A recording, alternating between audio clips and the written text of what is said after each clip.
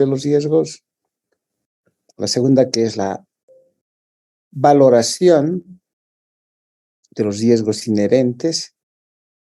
Y finalmente, de estos, seleccionar aquellos riesgos que son significativos.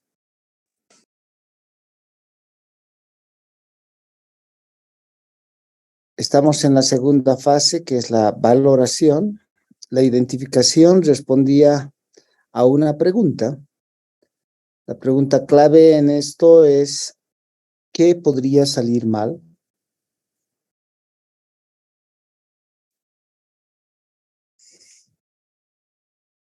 Y ahora en la valoración, la sugerencia que tiene la guía es que la ponderación de la probabilidad y el impacto en los estados financieros de una incorrección, ¿okay?, de una incorrección, sea valorada en una escala de 1 al 5.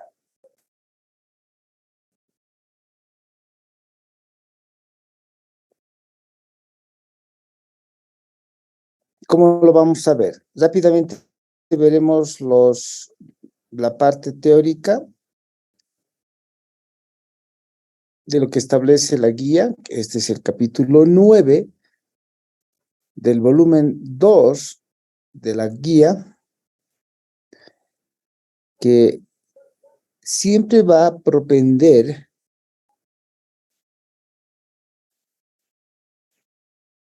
a que no solamente se haga una valoración de aquellos riesgos, digamos, comunes, sino que también hay que considerar los riesgos de fraude. ¿Ok? Y todo eso está en la NIA 315 como valoración de riesgos y la responsabilidad del auditor frente al fraude está en la NIA 240.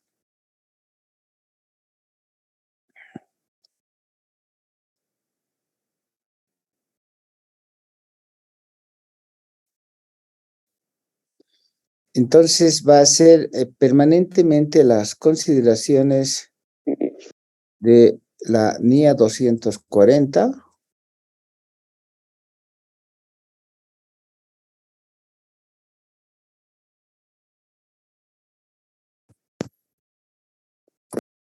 y las consideraciones de la NIA 315, que en su párrafo 25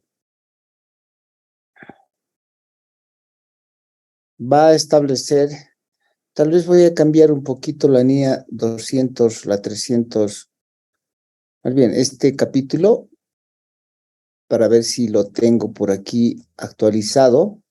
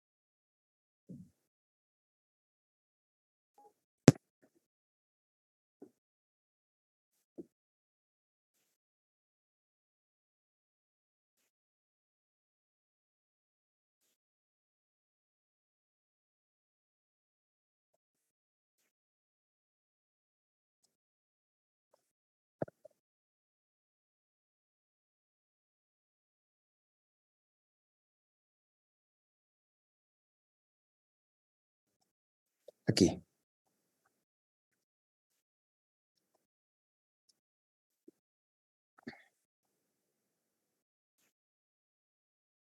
Ok, voy a tomar estas diapositivas.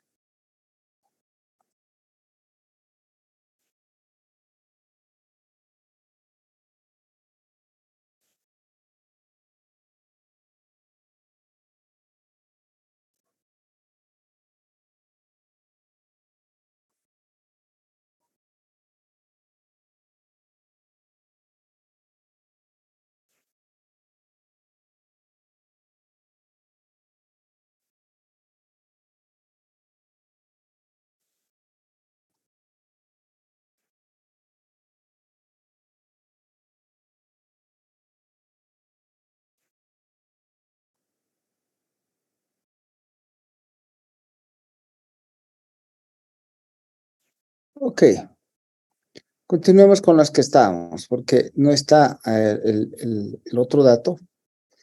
Entonces decía, la NIA 315 va a considerar que esos riesgos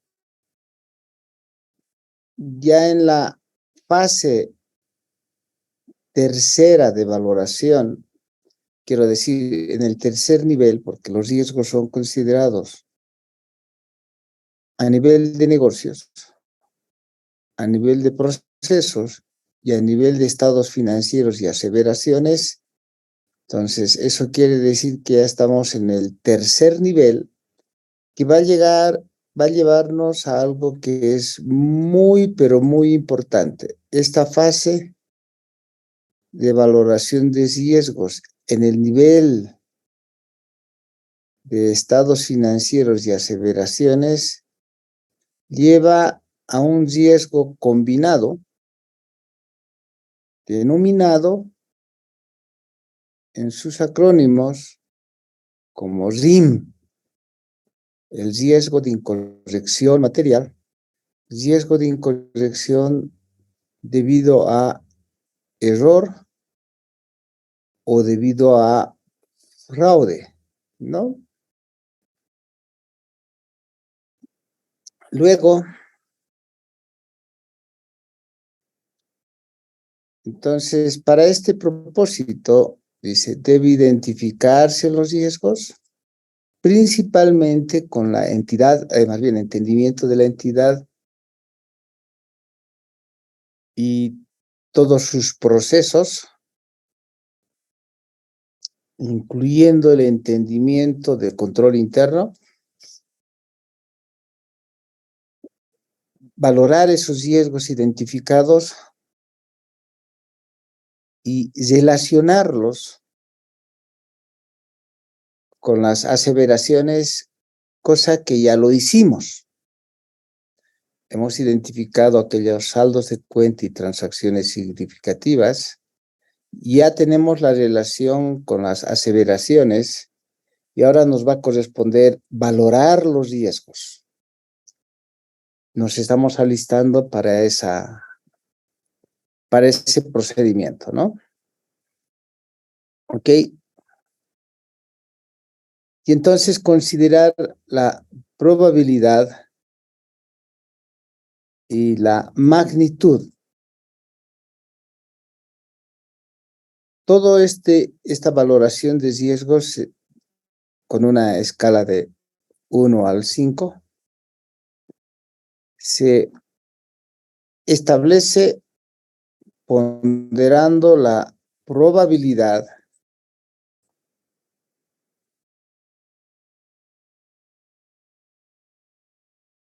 y el impacto o la magnitud.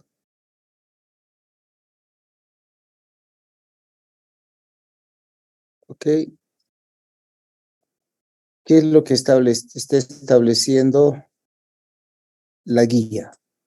Y bueno, obviamente está establecido en la NIA 315.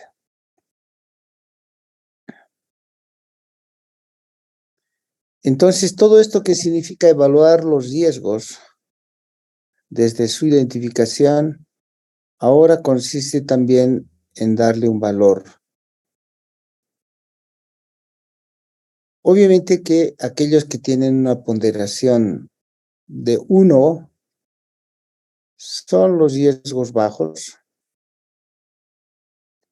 Los que tienen una ponderación mayor serán los riesgos medios y finalmente los que tienen una alta ponderación serán los riesgos altos.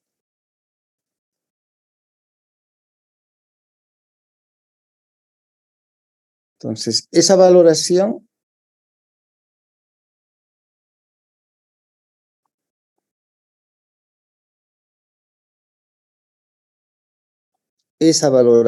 consiste,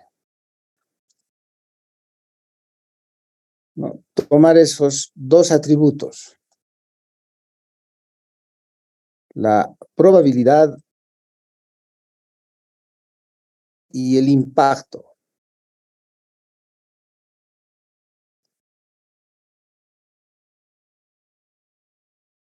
En condiciones de alta, media o baja, o asignándose un puntaje con una escala de 1 a 5. Por otro lado, la magnitud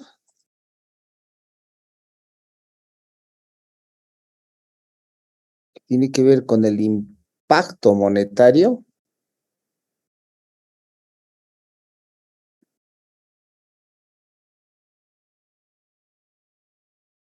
obviamente comparándose que el impacto monetario tiene que ver con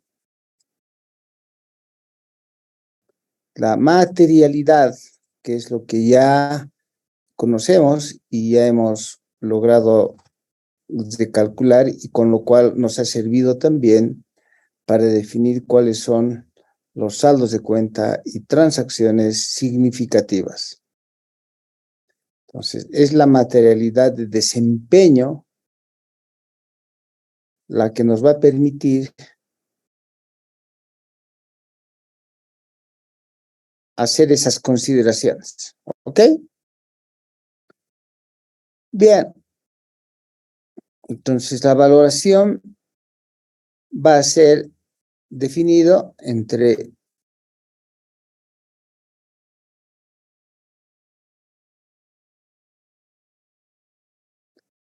lo probable en esa escala de 1, 2, 3, 4 y 5.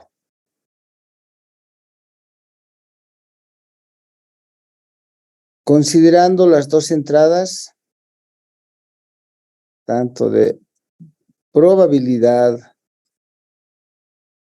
o magnitud del riesgo.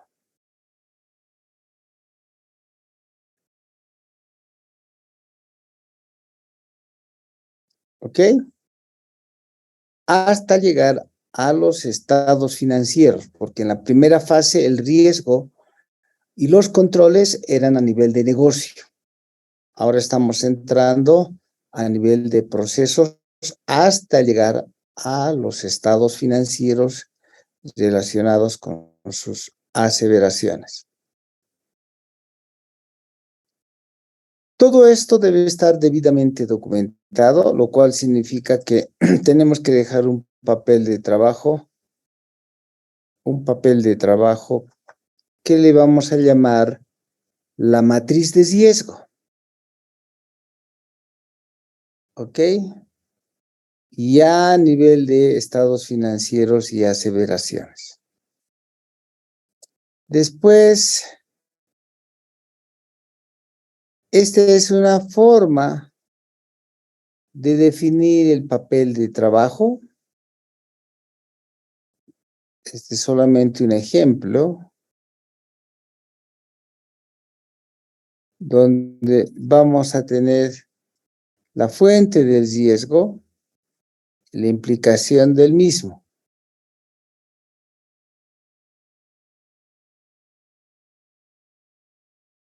En la fase de, por ejemplo, de darles compensaciones a los vendedores, unas comisiones a los vendedores, aquellos que realizan más ventas, etcétera, algo puede salir mal. ¿Se dan cuenta? Este es un ejemplo nada más.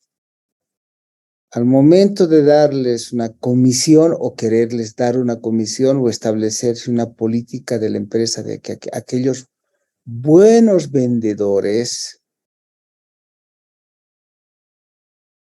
¿qué podría salir mal? Y la verdad es que el riesgo es de que como hay una múltiple competencia entre los vendedores para que se les pague más los honorarios, etcétera, o reciban más comisiones, puede ser que inclusive reporten ventas ficticias. Es un ejemplo nada más. ¿Eso qué llevaría? A que podría haber una sobrevaloración de las ventas. Y por el otro lado, puede ser que sean pagados ciertos bonos o comisiones sobre ventas que en realidad son inexistentes. Y entonces uno tiene que pensar, y ahora, ¿esto a qué aseveraciones puede afectar?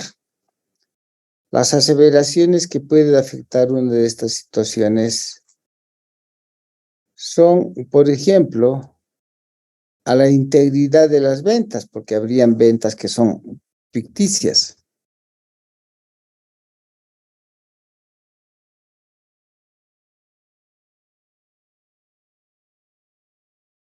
Podría ser que se afecte a la existencia de vendedores que no existen. Podría ser que afecten a la exactitud del cálculo de el bono. Ahora, en la empresa, este riesgo inherente, sin considerar el control interno, porque después veremos si tienen controles, es probable de que ocurra. Y en esta empresa que se está tomando, dice, hace un supuesto de que sí, que de una escala del 1 al 5 es 4 y que puede tener un impacto financiero en la empresa, de acuerdo a la materialidad, también de 4, lo cual nos lleva a un porcentaje, más bien a un puntaje combinado de 4 por 4, 16, y 16 es un riesgo alto. Otro ejemplo es la falta de cumplimiento, ¿sí?, con los compromisos de la deuda. Esta empresa tiene muchos compromisos, digo más bien mucha deuda, y cuando hay mucha deuda, ya sea porque hay préstamos otorgados por el financiador o hay unas emisiones de bonos o acciones cotizadas en bolsa para el financiamiento, en cualquiera de esas condiciones podría darse que hay unos, lo que se llaman los covenants, compromisos financieros, también llamados así. Es que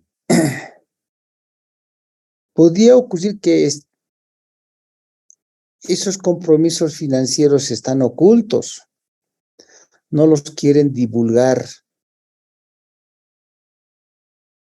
porque son peligrosos, porque no solamente es decir, ejemplo, que la empresa debe mantener un capital de trabajo de 2:1.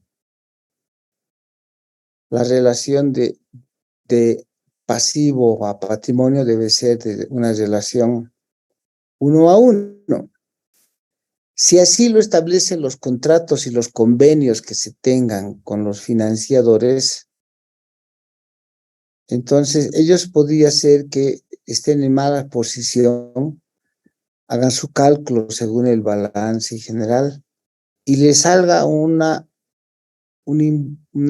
relación que no les conviene, entonces, ¿qué harían? Lo que harían es registrar ciertos asientos de diario no autorizados, diferir gastos, ¿no? También hacer otro tipo de estimaciones, etcétera, para cumplir con esos indicadores. Porque si no, inmediatamente se va a gatillar la deuda. Gatillar, quiero decir, van a tener que pagar inmediatamente la deuda, van a suspender a la empresa. Eso es de alto riesgo o con gran magnitud. Podía pararse la empresa si incumplen. Por lo tanto, las aseveraciones que están afectadas son en general todas, porque si la empresa paga, todo se echó, perdón, si la empresa para, todo se echó a perder. En esta empresa, eso es probable, no es muy probable que ocurra. Porque esta empresa puede ser que tenga rendimientos normales, etcétera, está en condiciones normales, no va a tener ese problema. Casi no va a tener. Claro, si lo tuviese, sería de gran impacto. La ponderación de 2 a 5 es 10, y 10 significa que es un riesgo medio, que hay que evaluar, hay que hacer las consideraciones, pero tampoco es que requiere mucho énfasis. Veamos otro ejemplo.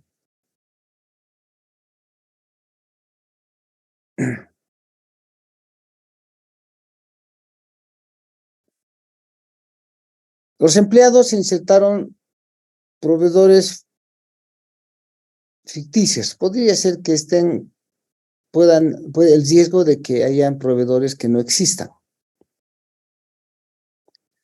La empresa paga gastos a precios inflados. Esto ya es un fraude. ¿Se dan cuenta, no? A ver, en Bolivia, ¿cómo sucede? A veces en el sector público entran ciertos empleados que son del área de adquisiciones. ¿Está bien? Entonces, entran como jefes de adquisiciones e inmediatamente no siguen el procedimiento legal. Entonces, creen que tienen cierta potestad, cierto poder y crean a veces empresas, ferreterías principalmente, o hacen una colusión con afuera, con un amigo, o hacen una colisión con las ferreterías que tienen sus familiares. Entonces les dicen, bien, te vamos a comprar a tal precio, por decir, ¿cuánto está normalmente el precio de lo que sea? 100,000 o que sea de fierro o de cemento o de llaves de paso o así, que debería costar 100. Él mismo les dice, señores, lo que podemos hacer es que ustedes no me cobren 100, sino cobren 150. ¿Está bien? Y como estamos elevando el precio, entonces para vos va a ser de los 50, 20 y para mí 30. Y tú en medio de eso saca las facturas en 150. Si hay colusión de ese tipo, es con proveedores que son ficticios. Entonces, eso quiere decir que los precios están subvaluados, sobrevaluados, inflados, ¿no? Y que a veces ni siquiera recibieron, solamente tienen la factura, con lo cual reportan, dicen, aquí está la factura. De repente ni siquiera han recibido ni la mercadería ni el servicio. ¿Eso se presenta mucho en Bolivia? Sí se presenta a veces en algunos sectores cuando los compradores o más bien los jefes de compra adquieren cierto poder que puede afectar la integridad, la exactitud y la existencia de los proveedores. En esta empresa eso puede suceder, es bajo, no tan bajo, pero poco puede suceder. Por eso es dos, que si sucedería, podría ser de cierto impacto porque los principales proveedores son realmente los, los que son establecidos por la alta dirección.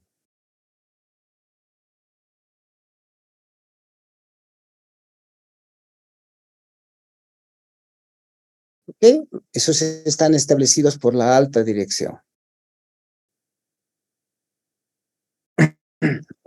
Otro caso, no es lo único, está poniendo solo ejemplos aquí.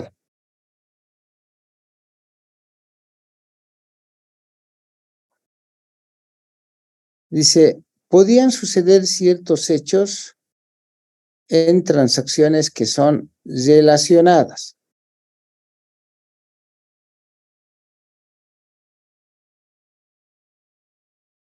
Lean un poco la situación, el riesgo.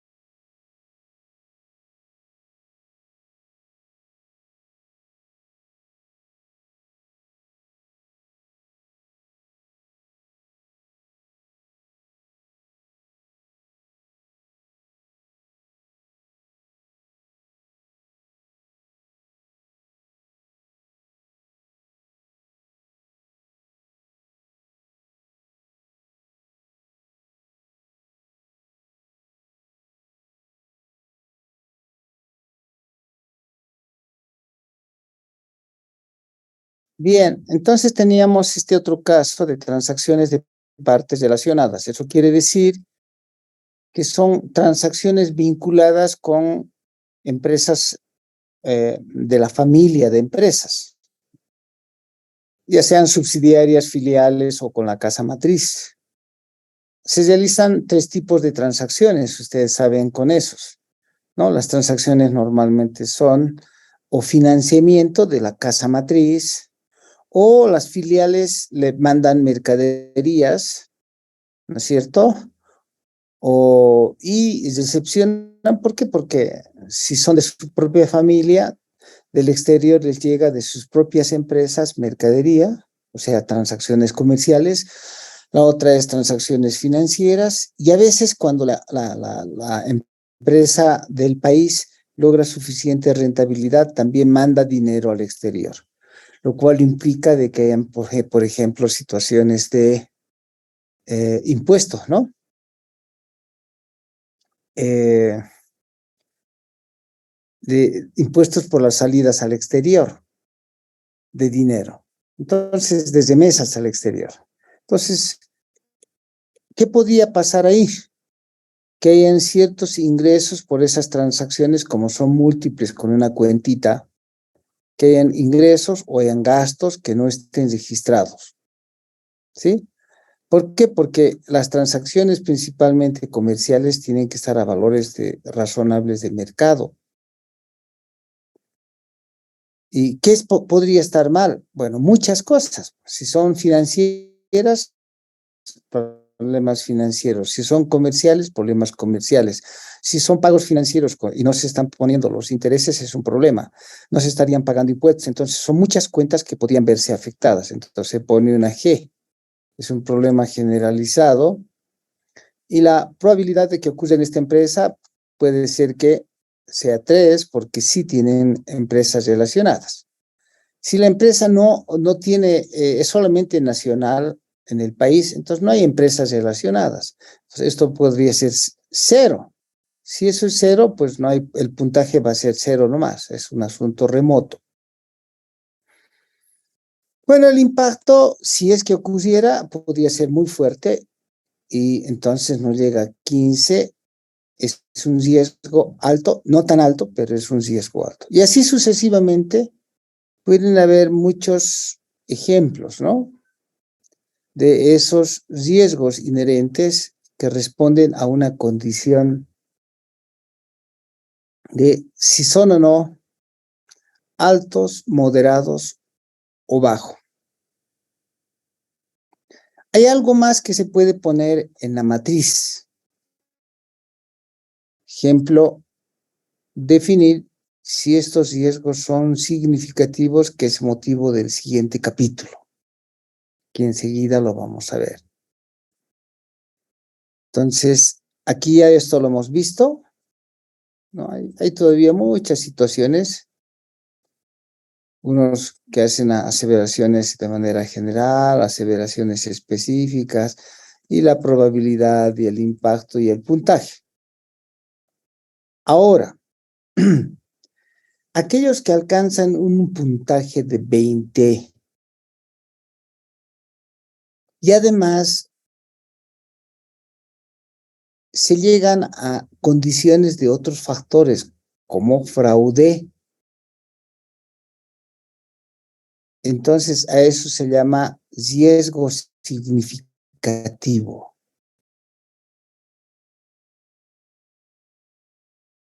Cuando el puntaje es alto y además tenemos factores de riesgo. ¿Está bien? Perdón, factores de fraude o cierto tipo de complejidades que vamos a estudiar en el siguiente capítulo. Eso podría llevar a que el riesgo sea significativo. Los demás serán de riesgo alto, requerirán nuestra atención, pero un riesgo significativo es de alta atención, ¿no? Principalmente por el personal de auditoría con mucha experiencia, ¿ok? Entonces van a ver ustedes que aquí algunos de estos son de riesgo alto, son de riesgo alto o son de riesgo moderado, que hay que ponerle atención, ¿no? Y en los de riesgo bajo hay que hacer el trabajo no con tanto énfasis, pero los riesgos significativos, cuando pongan un riesgo significativo, que son poquitos, muy pocos en una empresa, tal vez máximo 5, 6, no creo que hayan más riesgos significativos en una empresa. En ese caso, pues hay que poner toda nuestra atención de la auditoría en estos que son significativos. Para eso es la tabla. Bien, ¿no? Aquí tenemos varios riesgos significativos. Es otro ejemplo de otra empresa, ¿no? ¿Por qué? Porque hay ciertos componentes de fraude. Por eso es. Hay que definir, sabiendo que hay componentes de fraude, ¿no? Si esos realmente son riesgos significativos. Y como les digo, máximo van a llegar en una empresa a 5. No creo que sea pase 5, 6 tal vez, pero no creo que pase más de eso. ¿Ok? Ahí están otros ejemplos. Y ahora veremos el siguiente capítulo de entonces qué significa un riesgo significativo, ¿no?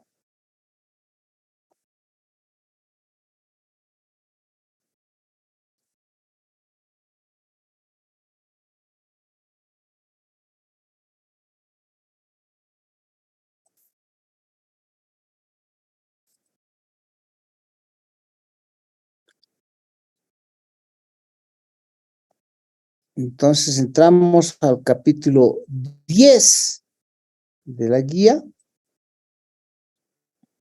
que es considerar aquellos riesgos que son significativos. O sea, antes tomaremos un poco estas diapositivas que ya les hemos visto. Entonces, repasando,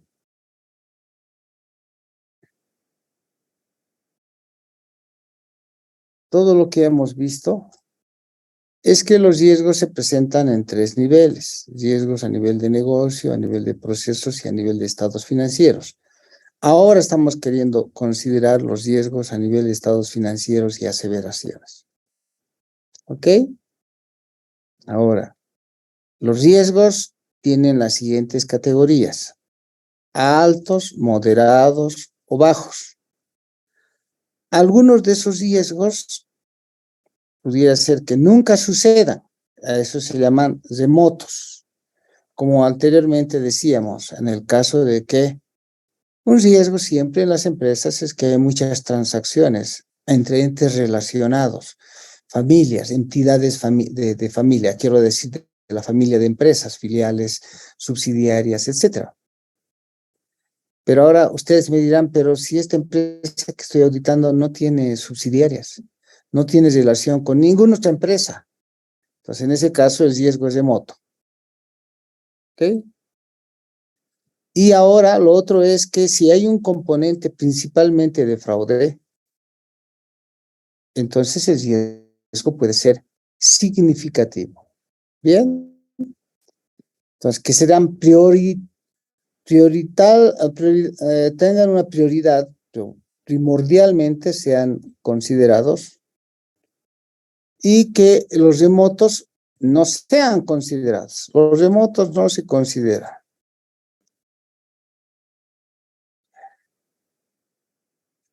Entonces, la ponderación es del 1 al 5.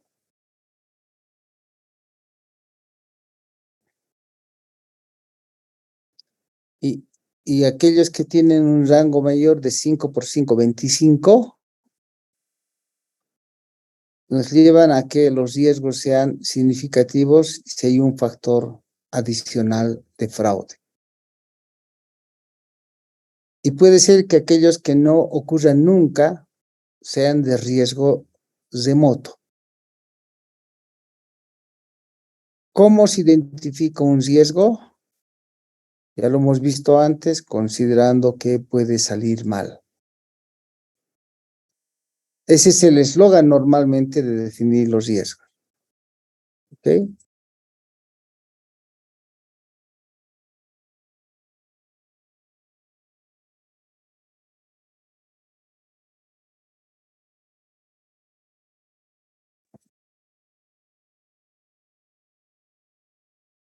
Todas las empresas son diferentes, así que no pueden tomar las mismas consideraciones. Por lo tanto, las ponderaciones y magnitudes cambian en las diferentes empresas. Así que no hay aquí una regla, No hay una receta y lo único que pueden hacer ustedes es pensar, ¿no? Y considerar de acuerdo al conocimiento que tengan de la empresa. Y lo otro es que en realidad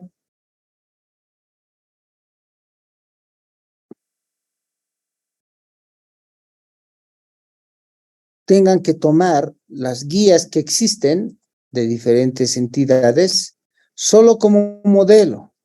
Y ya les he dicho, por ejemplo, a ver, en el caso de ustedes voy a buscar una guía de riesgos que podríamos aplicarla ya en el ejercicio que estamos haciendo. Guía riesgos de compras. Si encuentro, esa es la que vamos a hacer. Aquí está, ¿ven? Esta guía es la que vamos a utilizar. Bueno, hay de ventas y de todas, solamente que como un buen ejercicio, dado que mucho a veces me enfrasco en las ventas, ahora vamos a entrar a un proceso de compras. Y esta guía que viene de AudiTools, que es una buena guía, no es la única, ¿no? Nos va a mostrar ejemplos de riesgos en compra, ahí están. En la generación de compras, en la recepción del bien, todos los riesgos, algunos riesgos más bien que podrían presentarse, ya les digo que depende del tipo de empresa, y esos son los que vamos a considerar esta guía para las compras cuando lleguemos a nuestro ejercicio. Bien, entonces, eso principalmente, ¿no? Volvamos, podríamos tomar de aquí estas diapositivas, ya lo hemos tomado en sí, ¿no? Pero ahora volvamos nomás a lo que son los riesgos significativos.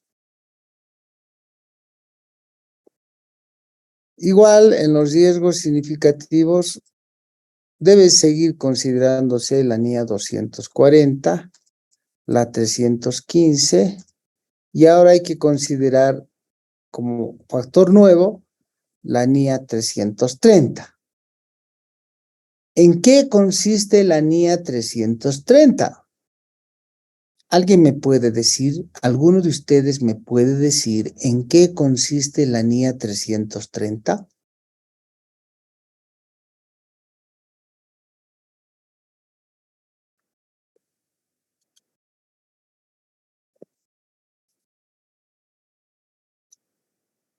Están leyendo todo el tiempo las NIA, ¿no ven?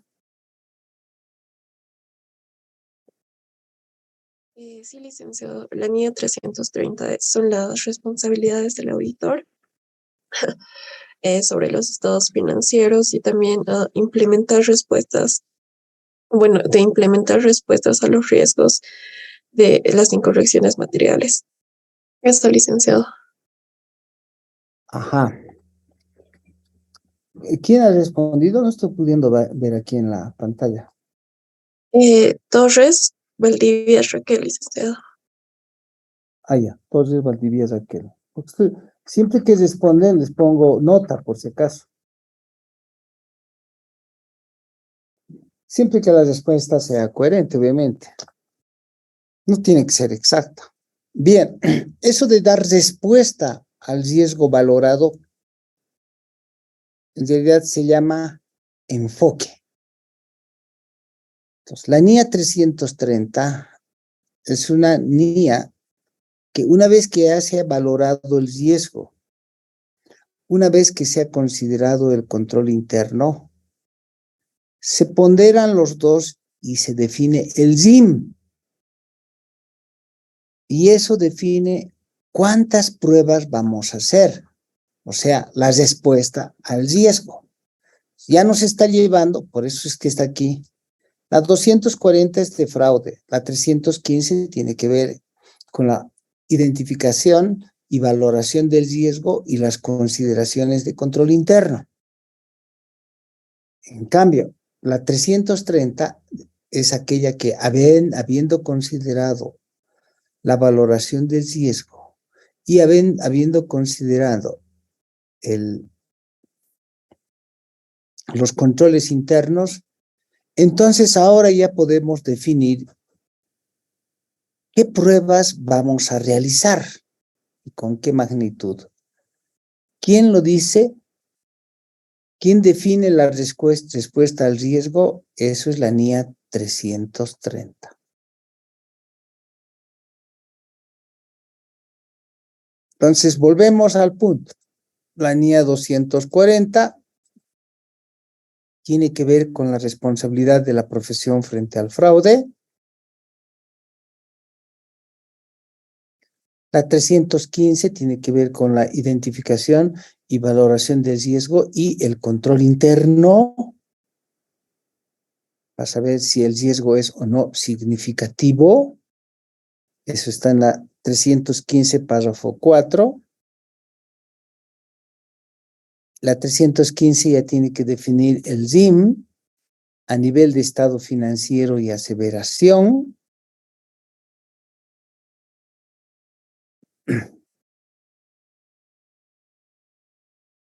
Nos hace un énfasis de que debemos ejercer mucho juicio, todas las empresas son diferentes. ¿Y cómo es que uno distingue la ponderación de probabilidad e impacto? Y si es que realmente hay un riesgo, inclusive con ciertas partes relacionadas, nos enfatizan de que debemos entender profundamente los controles, porque ahora vamos a ponderar riesgo con controles.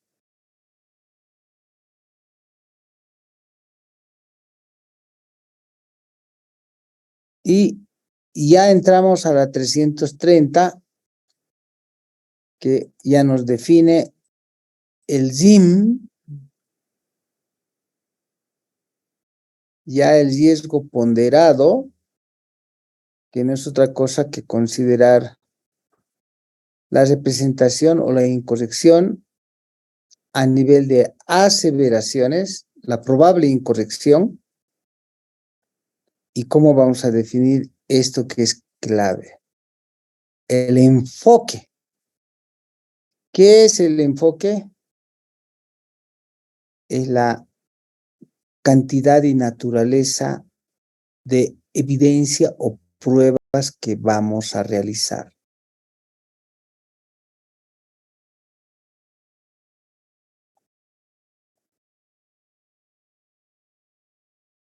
¿Ok? Entonces, ya la respuesta en sí está en la NIAS 500, que son la respuesta, el logro de evidencia. Y entonces, ¿qué hace a un riesgo que además de ser riesgo alto, lo convierta en significativo? Y voy a reiterar por tercera vez el mismo ejemplo para que ustedes siempre tengan en mente eso. En la vida real, cruzar la costanera o cruzar la autopista para cualquier persona es de alto riesgo. Niños, jóvenes, personas mayores, cruzar la autopista, ¿no? Es de alto riesgo porque hay alta velocidad de vehículos. ¿Está bien? Pero que lo cruce, además, un viejito, medio sordo, medio ciego y lento, entonces le hemos adicionado 3 factores más. Eso lo vuelve en riesgo no solo alto, sino es de riesgo significativo. En la auditoría es igual. De hecho, el que se tengan, ¿no?, transacciones con entes relacionados, si hay entes relacionados, es de alto riesgo en que no registren todas las transacciones de los entes, no reciben toda la mercadería, pero si se facturen, no se facturen. No, es de alto riesgo de error. Pudiera ser que se equivoquen y no sea una transacción comercial, sino financiera, un financiamiento, que sean transferencias de dinero, no se consideren el impuesto a remesas al exterior, múltiples situaciones, pero múltiples, sean simplemente ajustes, sea una cuenta basurero, pueden haber múltiples errores. O sea, es como la autopista, donde bajan buses de todo tipo, suben buses de todo tipo. Sí, no solamente son, ¿no?, autitos, sino camiones, buses, de todos. Eso quiere decir que son múltiples transacciones. Alto riesgo, a gran velocidad. Y si a eso ahora le adicionamos que ahí puede haber fraude, entonces eso es de riesgo significativo. ¿Sí? El riesgo significativo todavía no considera el riesgo combinado, es puro riesgo. Entonces, para que, por ejemplo, cruce un viejito, medio ciego, etcétera, etcétera, en la autopista, ¿qué podíamos hacer? Obviamente, si hubiera una pasarela con un pequeño ascensor que lo suba a la pasarela, cruce la pasarela, llega al otro lado, baje otro ascensor. Ah, eso ya es control. Y ahí combinamos, hay alto riesgo, es cierto, señores, pero esto tiene control. Entonces el viejito no va a ser atropellado porque va a pasar primero por el ascensor y luego por la pasarela. Eso se llama control. Pero determinar el riesgo significativo, ¿no? Eso es de principio un riesgo alto. Que venga el viejito desde el Alto hasta la ciudad de La Paz es de riesgo muy significativo. Ahora ustedes me dirán, es que no va a venir por la autopista, va a subir al teleférico. Ah, ahí ha controlado el riesgo. Pero eso es después. Por eso dice aquí, sin considerar el riesgo combinado todavía. Entonces, cuando hay un riesgo significativo, a veces es difícil considerar el efecto mitigante del control interno. Entonces, hay que separar el riesgo del control, ¿ok? Para después hacer las evaluaciones que correspondan. ¿Cuándo es que entonces se presentan riesgos significativos? Claro, cuando hay actividades de alto riesgo, como es que venga un viejito a la ciudad de La Paz, o que tengamos transacciones significativas en una empresa, o transacciones entre entes relacionados. ¿Sí? Si es que tenemos transacciones no rutinarias altas, por ejemplo, que hubiéramos adquirido una maquinaria desde el exterior, ¿no? Hemos comprado una maquinaria que ahora va a ser el 60% del total de activo, ¿sí?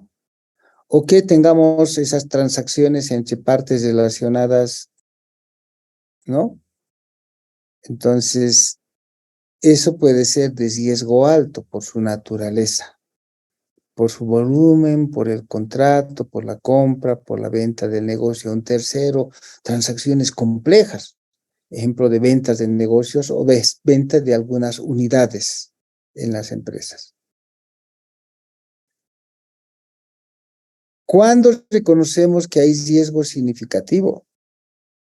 Cuando hay que aplicar mucho juicio, ¿no? Cuando es que queremos evaluar cuánto de existencia de gas habrá en esta empresa petrolera. Difícil, pues, ¿no? Entonces hay que utilizar muchos juicios, hay que hacer que los gerentes y socios apliquen especialistas tal vez. ¿Cuándo el riesgo es significativo? Cuando hay un gran potencial de fraude.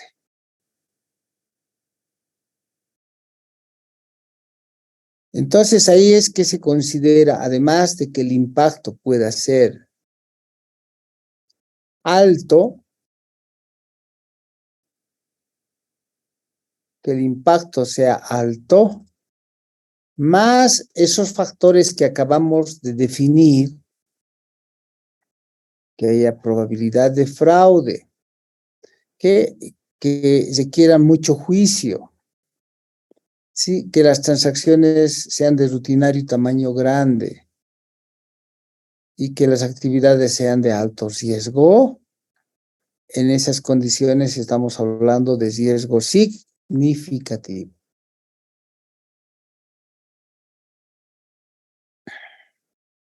Ya saben cuáles son esos factores. Fraude, transacciones de hechos económicos significativos, complejidad en las transacciones, partes relacionadas, mucho grado de subjetividad, por lo tanto requiere mucho juicio, ¿no? Y transacciones significativas. ¿Ok? ¿Cuáles son esas? Bueno, aquí hay algunos ejemplos.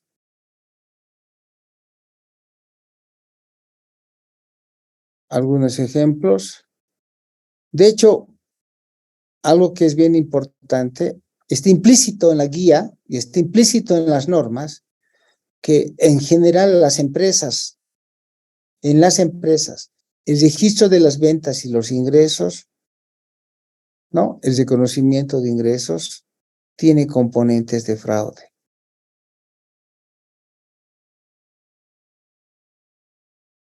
Bien, y entonces, ¿qué tenemos que hacer frente a eso? Esos riesgos que son significativos, casi necesariamente tienen que tener fuertes controles, por lo cual nos van a llevar a la NIA 330 de hacer pruebas de controles. Por eso interviene la NIA 315. Entonces, tiene que tener un adecuado diseño del sistema de control interno en las empresas que lleven transacciones de ese tipo y que sean de riesgo alto, más bien más que alto, significativos porque hay componentes de fraude o complejidades. Entonces, hay que diseñar pruebas de auditoría acordes un poco más, con más detenimiento que cualquier prueba. ¿Ok?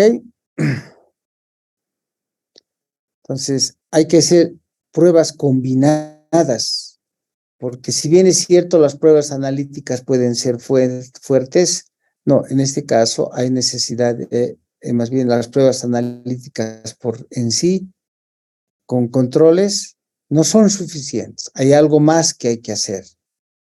Hay que hacer más esfuerzo. Y esto hay que debidamente documentar. O sea, que ejemplos de riesgos significativos, ¿no? La posible violación a los términos. O sea, hay un contrato de financiamiento y si es que realmente se violan los términos de financiamiento, puede ser que lleve a que se tenga que pagar rápido la deuda inmediatamente, si no los pueden paralizar la empresa, pueden también suspender a ciertas transacciones que hace la empresa, puede llevar en situaciones muy complejas a la empresa e inclusive puede llevar al incumplimiento de leyes y regulaciones. Ejemplo, en una empresa petrolera que tiene el convenio con Bolivia de extraer gas y además pagar el gas al exterior y que del gas haya fideicomisos. Si se viola uno de los convenios, el gobierno boliviano va a suspender a la empresa y ya no va a poder hacer nada más. La empresa prácticamente va a dejar de operar. Y eso sería muy grave para la empresa, ¿no? Eso sería muy grave y afectaría todas las transacciones porque ya la empresa quedaría paralizada. Por lo tanto, eso es de alto riesgo, eso es muy significativo. ¿Está bien?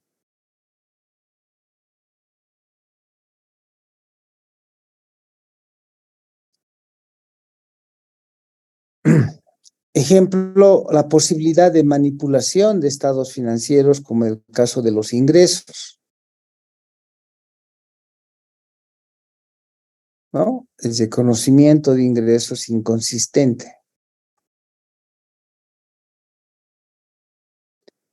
Asientos de diario que son no autorizados, los journal entries.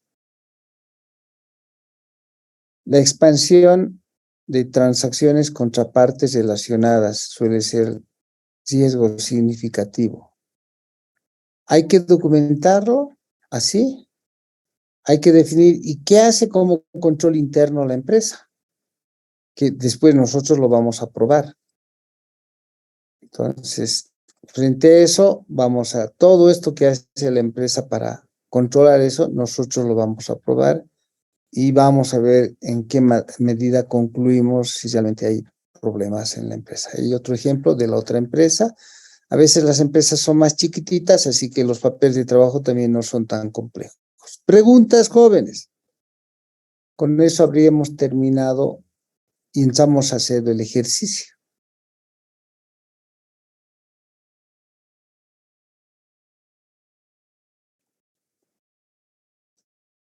Volviendo a nuestro ejercicio, tenemos que nuestro ejercicio, ¿cuál estábamos viendo? Hay dos ejercicios, ¿no? Uno que es Roche y otro que es LATAM. ¿Dónde está aquí el ejercicio de LATAM? Buscaré LATAM por aquí, que es el que les tengo con ustedes.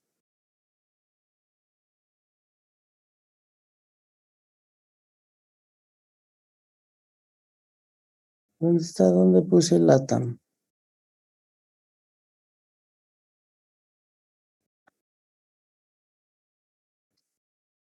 Ah, ya lo he debido subir a las clases, debe estar aquí.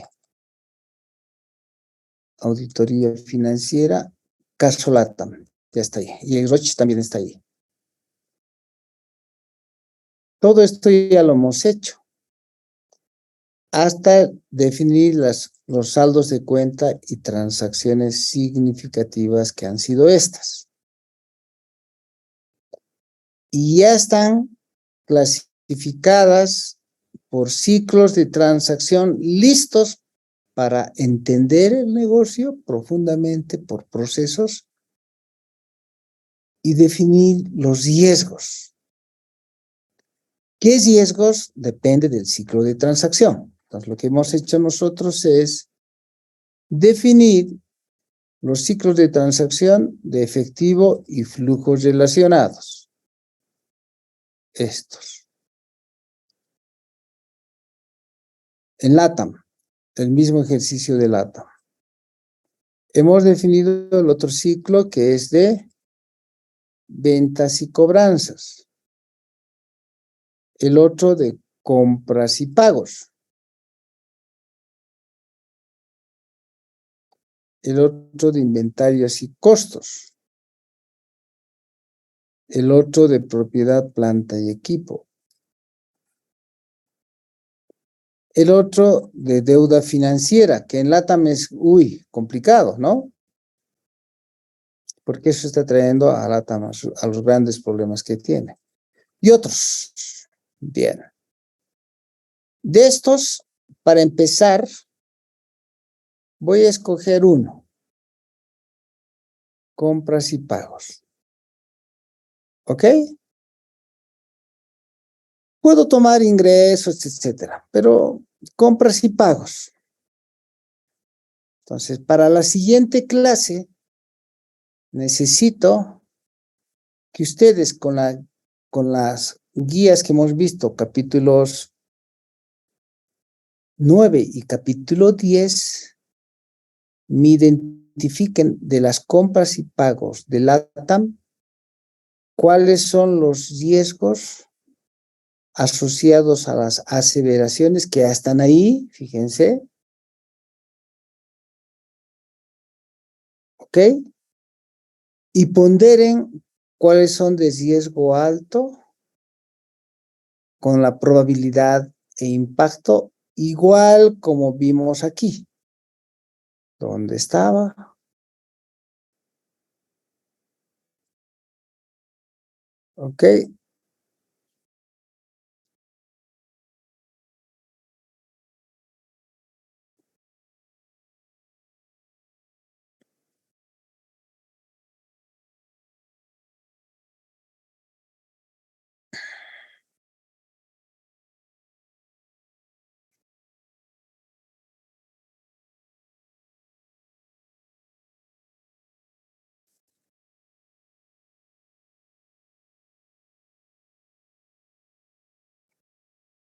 No.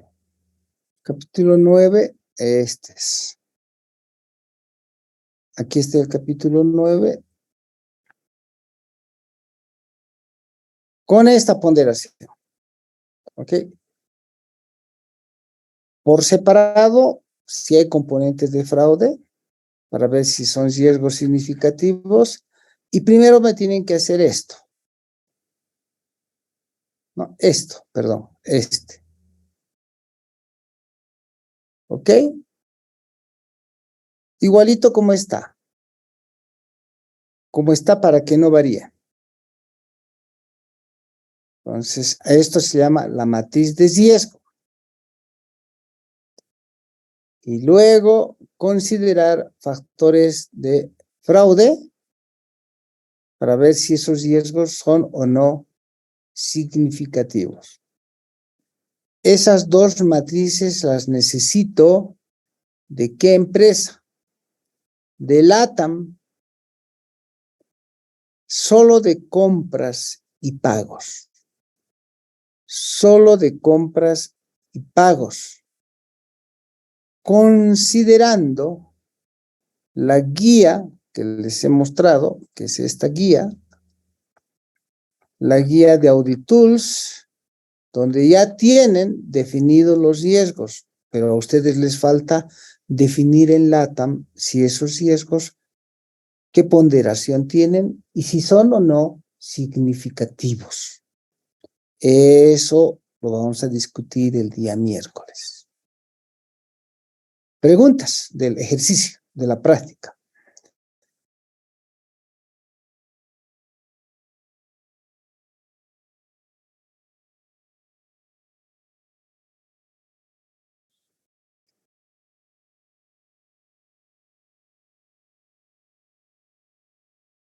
No hay preguntas. Entonces los voy a dejar ahí y con ese ejercicio más la siguiente clase vamos a entrar a hacer flujogramas para entender el proceso. Y les voy a mandar un flujograma de compras para que entiendan un proceso. Entonces, hoy día, ¿qué día es? 29.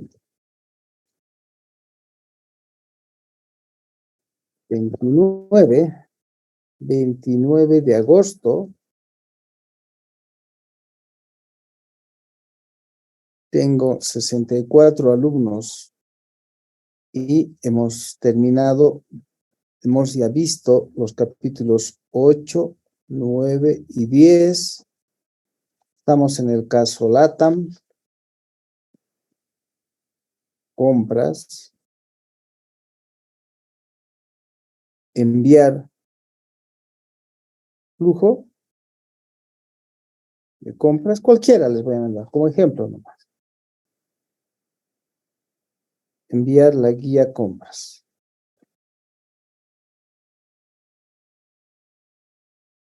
Listo. Práctica. La práctica es la matriz. Compras. Listo. Cierro con eso. Sí, Una pregunta, ¿la ponderación más tenemos que hacer? todo. Ok. Pues, lo que está aquí les he dicho igualito quiero. ¿No? Es la 10, la 9. Está Licenciado, aquí. buen día. Una Esta consulta. ponderación. Igualito, esta. Todo lo que está en la guía 9 y en la guía 10. Esas 3 hojitas. Sí, dígame. Licenciado, eso tenemos que enviarle a su correo, ¿no? Sí, eso es al correo. Gracias, licenciado.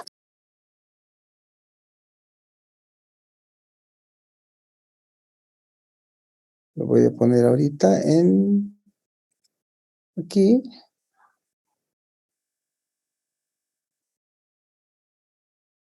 Ya está.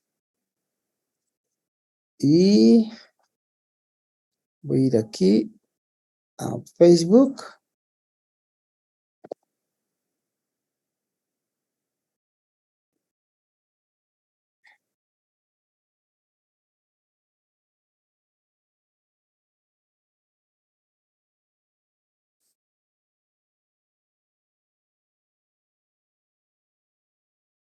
Ya está. Más archivos. Subir archivos. Compras. Ahí está. Está cargando.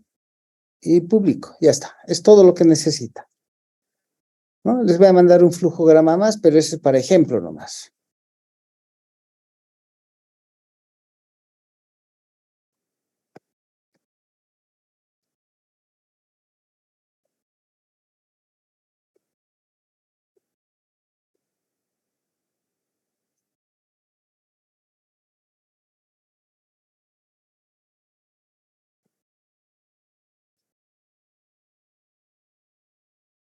Aquí lo encuentro.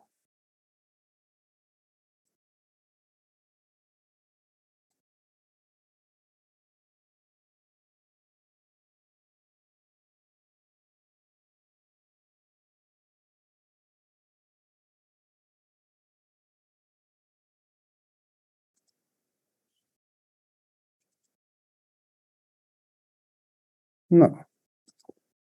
No tengo uno ahorita para ustedes, chiquitito, para que no se complique. Aquí. Este. Ya, lo voy a guardar. ¿Guardar cómo? ¿Dónde está?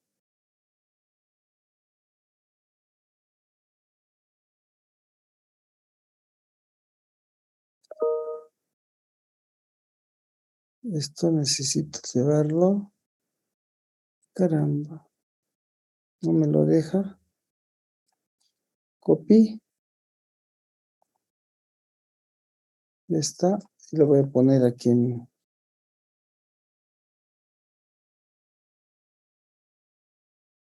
Por aquí. Listo. Compras pagos. Otra vez entro a Facebook. Se los envío. Subir archivo, pero eso es complementario. Cuidado. Open. Y publicar. Listo, nos vemos el día miércoles con la práctica. Licenciado.